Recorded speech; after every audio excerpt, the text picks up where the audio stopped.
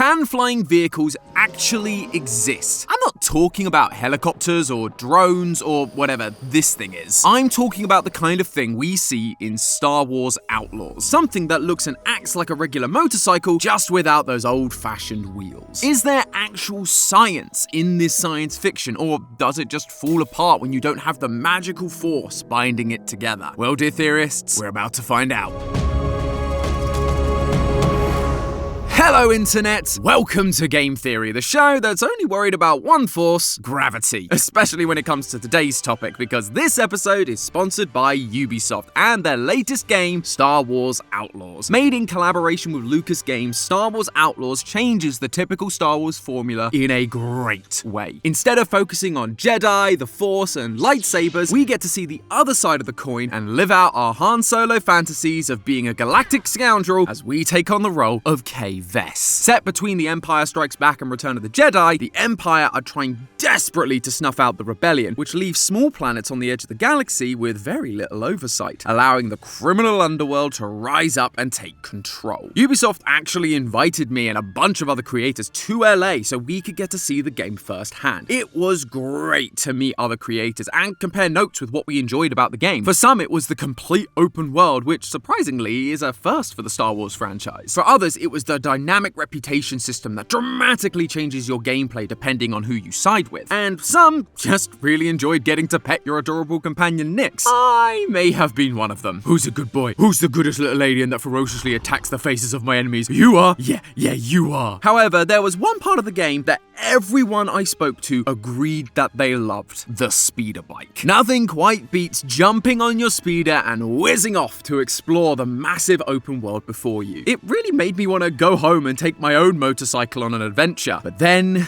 reality set in. Sure, riding my bike definitely makes boring trips a little more exhilarating, but it doesn't really compare to the coolness that is essentially a hover bike. How can I feel truly free when I'm always attached to the ground? Which leaves the obvious question: will hover vehicles like that ever be possible? People have been asking this question since the 1950s, and yet decades have gone by, and I'm still reliant on ground-based wheels like a chump. That being said, just because it hasn't hit the mainstream doesn't mean science isn't making huge strides in this field. All those kids that grew up watching Star Wars are now out there making tech that could turn these pieces of science fiction into science fact. So, will it ever be possible to have a speeder bike like K's? Prepare to jump to lightspeed, theorists, because the answers are out there. We just need to find them. Ready? Punch it. If we're gonna get a hover bike of our own, I figured it would probably be wise to take a look at what science the game actually uses to achieve this. And fortunately, I had the chance to sit down with the developers and ask them directly. You gotta love a primary source. They confirmed to me that much like other speeders in Star Wars, K's speeder uses technology known as repulsor lift. This tech is used all over the Star Wars universe, from pod racers to assault vehicles, even to chairs. Basically, if it's floating, it's probably using repulsor lift. But what does that actually mean? Well, there is an official book series that's designed to show the inner workings of various vehicles from Star Wars, including repulsor lift technology, and it's called Incredible Cross Sections. According to those books, repulsor lift technology works by pushing against gravity in order to produce thrust, which is pretty vague. Isn't that kinda just how thrust works in general? But not to worry, because there's one other book that goes into a little bit more detail: the YT-1300 Millennium Falcon Owner's Workshop Manual. It states that repulsor lift engines achieve this thrust by creating a field of negative gravity, which pushes against each planet's own gravitational field. That's all just a lot of fancy words that simply translate to one thing: anti-gravity. Unfortunately for my childhood dream of hovering off into the sunset, anti-gravity doesn't actually exist. And I don't mean that we've looked around the universe and just haven't figured it out yet. I mean anti-gravity cannot exist. It would literally break the rules of physics as we know it. Every object in the universe has mass, and everything that has mass also has a gravitational pull, from the tiniest electrons to supermassive black holes. So, in order for something to be the opposite of that, to have an anti-gravitational pull, or would it be push at that point? Either way, to achieve that, it would therefore need negative mass, and that's just not possible. Unlike some of the other forces in our universe, universe like electricity or magnetism, which can have positive and negative values or north and south poles, gravity only has positive values. If you take two objects and smush them together, their masses always add to each other. They never cancel out. Even stuff like antimatter, which sounds like it should be the complete opposite of regular matter, has been proven to have regular mass and therefore be affected by gravity like everything else. So, with Star Wars lore understandably leaning more into fiction than science, is there something that does exist that could help get my hoverbike dreams off the ground? Now, I'm sure a lot of you out there are already looking at your screens thinking, Tom, we already have vehicles that hover. They're literally called hovercrafts. And yes, you're right. Those are hovering vehicles. We've even seen ones that are roughly the size of a motorcycle. But there's a big reason they don't fit the bill for our speeder bike. Hovercrafts work by sucking in air and sending it through high-powered fans, which in turn pressurizes the air and sends it directly underneath the vehicle. This creates an air cushion that allows the hovercraft to, well,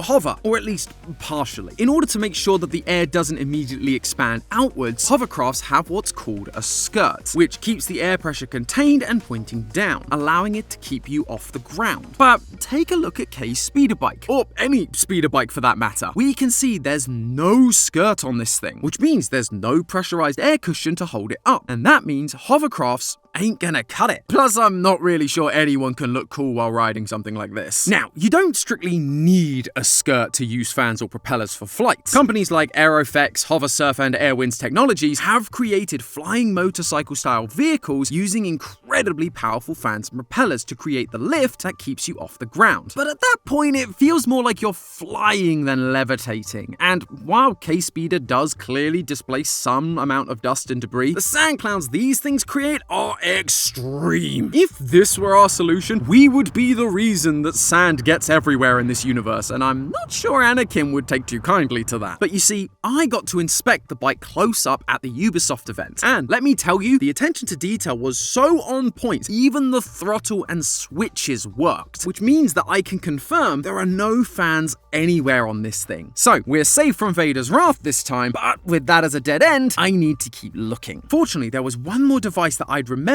from my many years on the internet, and I was hoping that it would provide the solution. Back in 2015, Lexus came out with a very impressive commercial for a new type of transportation, a skateboard. Not exactly a new kind of technology, and definitely not what you'd expect from a car company, but it was for good reason. It was unlike anything we'd seen before. It was hovering. That isn't CGI, that is an actual working hoverboard that real people were able to ride and do tricks on. The secret? A super unique material known as a superconductor. Despite the name, superconductors aren't train employees with superpowers. Instead, they are materials that, when cooled down to an extremely low temperature, their electrons are able to freely move around in such a way that the object is able to produce an electromagnetic field. And as we can see from the commercial, they are super powerful. It even goes over the water, which is perfect for our speeder bike. In Star Wars Outlaws, Kay can encounter experts that help her upgrade her tech, and one of those upgrades is a hydro repulsor that allows her to ride over water. However, while this hoverboard looks good on the surface, once I took a peek under the hood, all of my hovering dreams quickly melted away. Superconductive materials like yttrium, barium, copper oxide only exhibit their superconductive properties when they are cooled to a temperature of minus 180 degrees Celsius or minus 292 degrees Fahrenheit. Maintaining those low temperatures is going to be super impractical on desert planets, or, you know, in the UK during the recent heat waves. For the Lexus commercial, they were literally pouring in liquid nitrogen to keep it working, because if you don't, you'll find yourselves grounded once again, and that's not even the biggest issue. You may have caught it when I was explaining superconductors, but they aren't some magical material that just float on anything. Superconductors float because they produce a magnetic field. And if you've ever played with magnets as a kid, or as an adult, don't judge me, you'll know that a magnetic field will only repel if you have two magnets of the same polarity. Meaning, for the superconductor's magnetic field to cause it to float, there would have to be a magnetic field underneath it for it to repel against in the first place. And that is exactly what is happening in this commercial. commercial. According to The Verge, the board must be ridden above a highly engineered track that's carefully embedded with magnets, strong enough to hold the board and a rider. Yep, this whole skate park, even the floor underneath the water, was covered with magnets. As soon as you leave that magnetic floor, that board and our speeder is going to just drop out of the sky. Now, according to the Ultimate Star Wars reference book, planets like Tatooine have large amounts of metal ores close to the surface, and those ores have strange magnetic properties. So if all other planets were the same, then it might be possible for superconductors to be used for speeders, but it certainly isn't going to help us on our planet. And call me crazy, but I'm not exactly sure we could convince every world government to put a bunch of magnets underneath every square foot of ground just so I could feel cool while I ride my bike to the store. So if all existing science is going to fail me, then we're going to have to try something a little more theoretical. My favorite. And in the world of theoretical science, there is something that not only allows for levitation, but doesn't require the installation of other materials into the ground, and it is still completely invisible to the naked eye. Let me introduce you all to the wonderful world of acoustic levitation, which is exactly what it sounds like. Yeah, even I'm disappointed in that one. Sorry. Basically, acoustic levitation uses the power of sound waves to make things float. How exactly does that work? Well, it's a little complicated. It would probably take me hours to break it all down fully. Here's the simplified version. If you have two speakers pointed at each other and start blasting some high-frequency sound waves, something interesting happens. At certain points in between, the two waves would amplify each other, creating parts of the wave that are stronger and other parts of the waves that cancel out. The alternating patterns of strong and weak waves create these little shelves that are able to hold objects in place. And the cool part is, even if you put something inside the field like your hand or a plant or rock that you're driving over, it doesn't interrupt the levitation field. It continues floating. It also works with liquids. They stay in droplet form and can be moved around and interact with other objects in the levitation field, which is so cool to see and could be used for a water-faring speeder. And if you're worried that these sound waves are going to be unsuitable for sneaking around hut outposts, rest assured that the sound being used to make acoustic levitation possible is ultrasonic, meaning it can't be heard by human ears. As for whether it can be detected by Jabba's ears, not sure. Does he even have ears? Regular slugs can't hear anything, so I guess we're fine. But you may have noticed that much like we needed two magnets for superconductors to work, for acoustic levitation, you need two speakers to make it work. Or do you? Experiments have been done as far back as the 90s to try and eliminate the need for two speakers. They used just one speaker aimed directly at a 10-kilogram object and blasted it with sound waves to make it float. And you know what? It worked.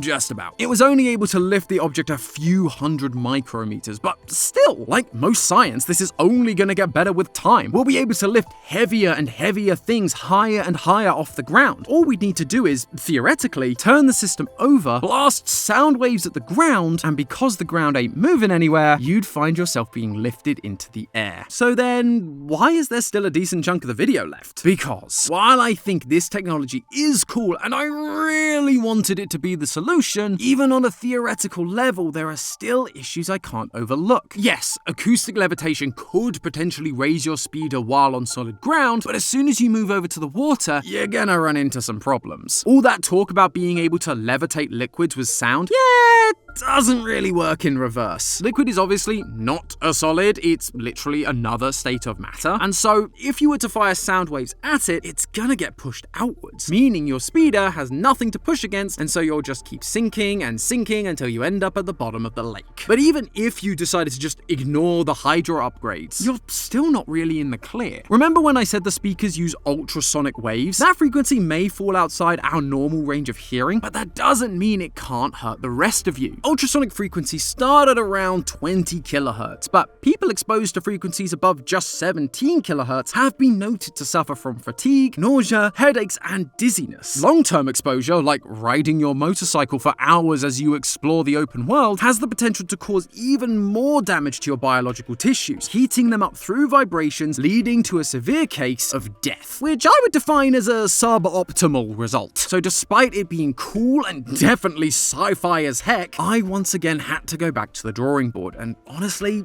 I was feeling pretty doubtful I was going to find something. Everything I tried, every scientific principle, every theoretical concept, nothing was able to completely satisfy the criteria set out by Star Wars Outlaws. And much like Kay during the game, I was running out of options. I was ready to hurl myself into the vacuum of space because at least then no one could hear me scream as I drove myself insane. And that's when it hit me. Space. I was so focused on technology being used to make hovering vehicles here on Earth, I completely ignored the fact that we have people who work day in and day out to defy the laws of gravity. NASA. Most of the time they use what you'd expect for modern rockets. They get off the ground by essentially exploding large quantities of fuel and letting the force of that explosion lift the rocket into space. But that isn't the only kind of engine they have at their disposal. They have been working on other methods of propulsion for space travel, and one of them solves every problem we've had. It can keep things off the ground and off the water, it doesn't blow sand everywhere, and it's completely silent. No fans, no magnets, no theoretical speakers. Plus, to top it all off, it could plausibly fit into our motorcycle-like design. At least in a few years. Ladies and gentlemen, I present to you ion propulsion. And it's so simple, I'm kind of annoyed I didn't think about it sooner. Ion engines work by firing ions, if the name wasn't a big giveaway. Ions are particles that have either a positive or a negative charge. Most commonly these days they use an element known as xenon, and through the use of powerful electric currents, these xenon atoms lose their electrons, forming positively charged xenon ions, which is then fired out of the back of the engines, providing thrust. NASA has been using these engines when they want to get satellites to very far distances very quickly. In fact, they've been using ion engines to explore the outer reaches of our solar system since as early as 1998 with the Deep Space One probe. But it doesn't just work in space where there's no gravity either. In 2021, Undefined Technologies created a fully electric hovering drone using, you guessed it, ion propulsion. And as you can see, it works. No big gusts of wind, no noise, just thrust. It also doesn't rely on having something solid beneath it to push against, which means it can work on water, on land, pretty much anywhere you can think of. It even solves problems I haven't mentioned about the speeder yet. K-Speeder is able to make very short and sharp side-to-side movements to avoid enemy fire at a push of a button, and one of the other upgrades she gets allows the speeder to do a short jump directly upwards. With most of our options, these just wouldn't be possible, at least not with the speed and precision that we see in the game, but with ion propulsion, we can. For dodging, all you have to do is have small ion thrusters in the correct spot, and then have a button to activate that thruster for a quick burst of side-to-side movement. And for the jump, ion propulsion works just like any other thruster. Give it a little more juice by having a button that injects a couple million extra ions through the thruster, and bam! You've gained some extra height for a short moment. Now, I should probably say that at this point in time, the best ion engines we have are only able to generate about 1 Newton of force, which is a far cry from the 650 Newtons you need to pick up a person, let alone a motorcycle. Given how this kind of technology tends to develop over time, it's only going to get better from here. And do you know who else believed in that idea? George Lucas himself. Because the funniest part of all of this is that ion propulsion has been used for countless vehicles in the Star Wars universe. It just tends to be for the bigger spacefaring ones rather than the smaller on-planet ones. TIE Fighter literally stands for twin ion engines, so we don't even have to break the law for this to be possible. I mentioned that NASA had been using ion thrusters to explore deep space since 1998, but the first ever engine was actually tested in 1964. So it would seem that George is just like us. He was literally putting the science into science fiction. He used a technology that, no, didn't completely work when it was first tested, and it wouldn't be perfected or widely adopted for a good few years, but he saw the potential if you just gave it time. And that, friends, is what it truly means to be a theorist. All we need now is for NASA to stop trying to send people to Mars and instead working on making ion-propelled hover bikes. Please, I need it. Shut up and take my money! But hey, I just gotta say thank you one final time to the sponsor of today's video, Ubisoft. It's been such a blast trying to make all of this crazy sci-fi tech fit into our realistic world, which feels fitting because Star Wars Outlaws is exactly that. While there's still plenty of aliens, laser blasters, and space travel, it feels really grounded. I wasn't sure how I'd feel about a game with no magical force powers, but Ubisoft did an incredible job hooking me into that part of the universe. The different crime syndicates you interact with throughout the game feel truly alive thanks to Outlaws' dynamic reputation system. Every action you do or don't take changes how they feel about you and locks you out of certain places while giving you access to others. And you can experience all of this for yourselves right now. Just head on down to the description and click the link to download the game today and begin your own journey through a galaxy far, far away. The game is available on Xbox Series S and X, PlayStation 5, and PC, so whatever your preference, Ubisoft's got you covered. And that's great because you're probably gonna be here a while. This open world is huge, like huge, full of side quests, loot, even a fun secret or two if you look hard enough, which I'm sure you theorists will find in no time. So once again, go and check out the game by clicking the link in the description. Thanks again to Ubisoft for sponsoring this video, and as always friends, remember, it's all just a theory. A game theory! Thanks for watching.